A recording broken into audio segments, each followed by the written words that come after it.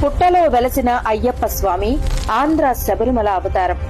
2020లో ఒక శ్రావణ శుక్రవారం రోజు శ్రీకాకుళం జిల్లా కొమ్మవలస గ్రామానికి చెందిన హరిబాబు రామలక్ష్మణ్ వేట కోసం కోదడ్డపనస గ్రామంలోని కొండపైకి బయలుదేరారు.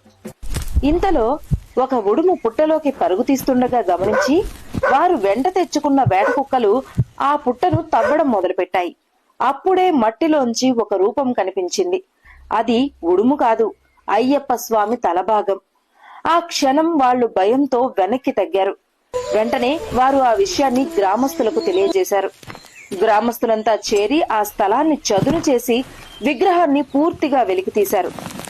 ఆ దివ్య రూపం చూసి అందరి కళ్లల్లో భక్తి భావం నిండిపోయింది. ఆ రోజు నుండే తండోపతండాలుగా ప్రజలు అయ్యప్ప దర్శనం చేసుకోవడానికి వచ్చారు. భూమిలో నుంచి వెలసిన అయ్యప్ప స్వామి మన శ్రీకాకుళం జిల్లాకు ఒక దివ్య వరం. అయ్యప్ప స్వామి మహిమతో 2 వారాల్లోనే ₹1 కోటి విరాళాలు చేరాయి. ఇప్పుడు ఆలయం శబరిమల నమూనాలో నిర్మాణం జరుగుతోంది. భక్తుల నమ్మకంతో వెలసిన క్షేత్రం ఇదే ఆంధ్ర శబరిమల అవతారం. ఈ కార్తీక మాసంలో అయ్యప్ప స్వామి భక్తులందరికీ ఈ రీల్ ని షేర్ చేసి కింద అయ్యప్ప అని కామెంట్ చేయండి. స్వామియే శరణమయ్యప్ప. Download ShareChat.